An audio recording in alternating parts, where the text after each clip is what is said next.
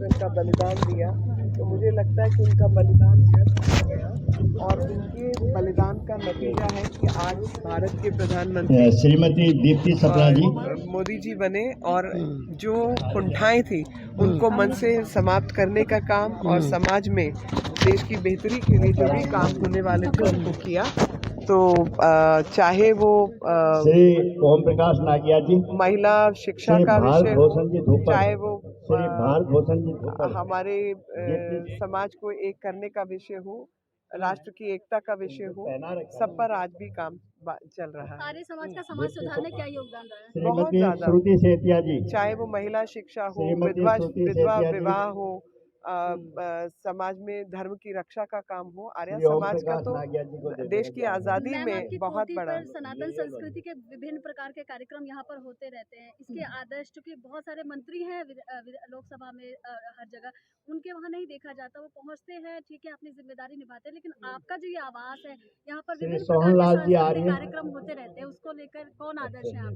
मेरे आदर्श तो अभी के समय में कहूँगी कि प्रधानमंत्री मोदी जी हैं और उन्होंने जो रास्ता हम सबको दिखाया है, मैं उसी रास्ते पर चलने का प्रयास कर रही हूँ। और क्षेत्र की जनता है, चाहे वो किसी भी वर्ग से हो, वो सब मेरे से जुड़े हुए लोग हैं और ये स्थान उन्हीं लोगों का स्थान है। तो ये सबके लिए है और सब अपनी मर्जी से जिसको अंतिम प्रश्न में आप जनता के लिए क्या संदेश देना चाहेंगे? जनता के लिए मैं यही संदेश देना चाहती हूँ नरेंद्र गांधी जी, आर्य समाज का जो विचार है उसको आप बहुत गहराई तक सोचिए और समझिए, ताकि देश की रक्षा, देश की एकता, अखंडता और साथ में जो हमारे समाज की कुरीतियां हैं उनको दूर करने का जो काम है वो आर्य समाज ने किया। और आप सब भी उन सब अपने विचारों से जुड़े और जो वेदों की ऋचाएं हैं वो सबसे पुरातत्व ग्रंथ है और उस पुरातत्व ग्रंथ में आज भी जो जीने योग्य कार्य है वो सब निश्चित है, निर्धारित है। तो जितना ज्ञान से जुड़ेंगे उतना हम सबको भी लाभ होगा और भारत ज्ञान और विज्ञान की भूमि के रूप में ही जाना जाता है। उन्होंने हिंदू जो मुसलमान बन जाते थे, ईसाई बन जाते थे, उनको घर वापसी का मार्ग प्रशस्त किया, उनको हिंदू बनाने का रास्ता प्रशस्त किया, जो एक बहुत बड़ी उपलब्धि थी। यही उनकी मृत्यु का कारण बनी।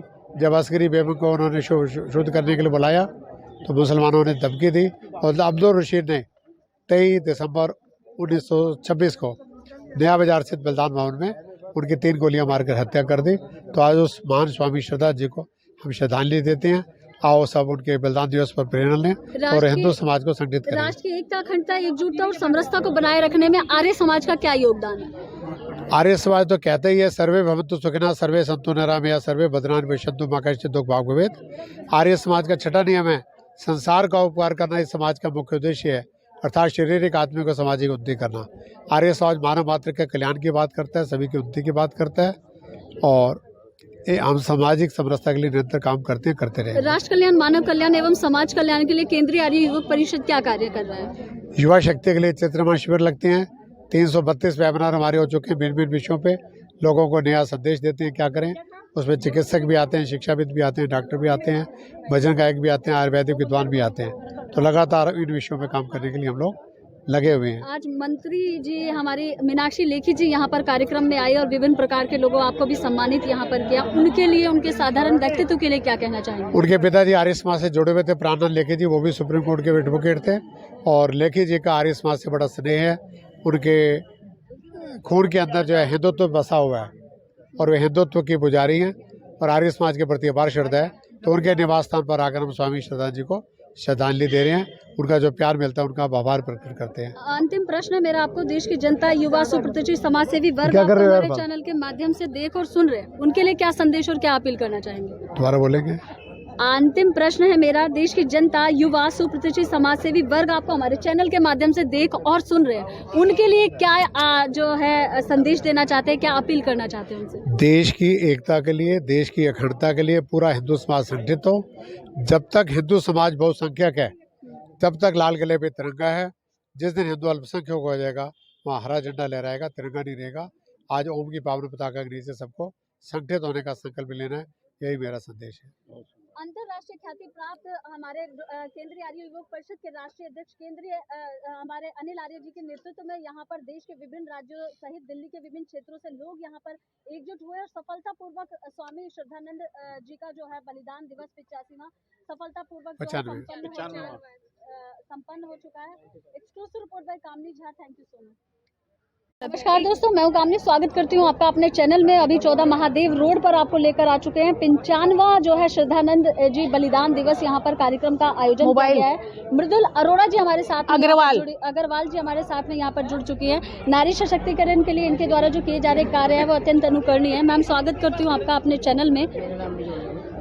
मैं मृदुल अग्रवाल श्रद्धानंद बलिदान दिवस पर सभी का हार्दिक स्वागत करती हूँ और श्रद्धानंद जी को शत शत नमन करती हूँ।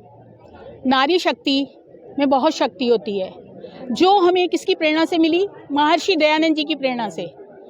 दयानंद जी हमारे बहुत ही सुंदर प्रेरक थे। नारी शक्ति को किसने आगे बढ़ाया? महर्षि दयानंद जी ने। उनके उपकारों को कभी हम भूल नहीं सकते, उनका ऋण हम कैसे चुकाएं। इसीलिए हम एक संगठित होकर, हमारी सभी बहनें नोएडा एक्सटेंशन से आई हुई हैं और हमारे नोएडा एक्सटेंशन में कोई भी आर्य समाज नहीं है, तो हम लोग डोर टू डोर जाकर हवन करते हैं। तो एक बहुत विशेष बात है, जिसके यहाँ भी हवन करने जाते हैं वो कहता है नारी और हवन और वेद के मंत्रों से। तो वेद के मंत्रों से हर कोई हवन नहीं कर सकता।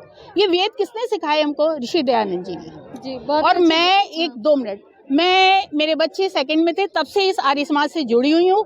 मुझे आर्य समाज ने बहुत कुछ दिया है, बहुत ज्ञान दिया है और बैक टू वेदास, वेदों की ओर लौटो जी। Thank you. जानकारी का साझाकरण माननीय आपके द्वारा सुषमा गिगलानी जी हमारे साथ में जुड़ चुकी है। मैम, सर्वप्रथम मैं आपका स्वागत करती हूँ अपने चैनल में। क्या कहना चाहती हैं आज के कार्यक्रम को लेकर के? आज का कार्यक्रम स्वामी श्रद्धानंद जी को समर्पित था, जो कि नारी शिक्षा के लिए एक उदाहरण स्वरूप उन्होंने अपना सर्वस्व निछावर करके अपने कोठी में ही नारी शिक्षा के लिए स्कूल और कॉलेज की स्थापना की और बाद में चल के गुरुकुल कांगड़ी के संस्थापक बने हैं, जो आज देश विदेश में ख्याति प्राप्त कर रहा है और वहाँ से एक विद्वान और वैज्ञानिक निकल रहे हैं। उनकी नारी शिक्षा के प्रति जो समर्पण था, उसी का आज असर दिख रहा है कि नारियां हर क्षेत्र में आगे हैं।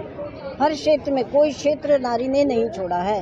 यह सब स्वामी दयानंद जी के द्वारा दी गई शिक्षा और उनके अनन्य भक्त स्वामी श्रद्धानंद जी के प्रयास से ही संपन्न हो रहा है। और आज जो शुद्धिकरण की आवाज़ उठ रही है पूरे देश में, यह भी स्वामी दयानंद जी के द्वारा चलाए गए शुद्धिकरण अभियान का ही परिणाम है। एक बार जयकार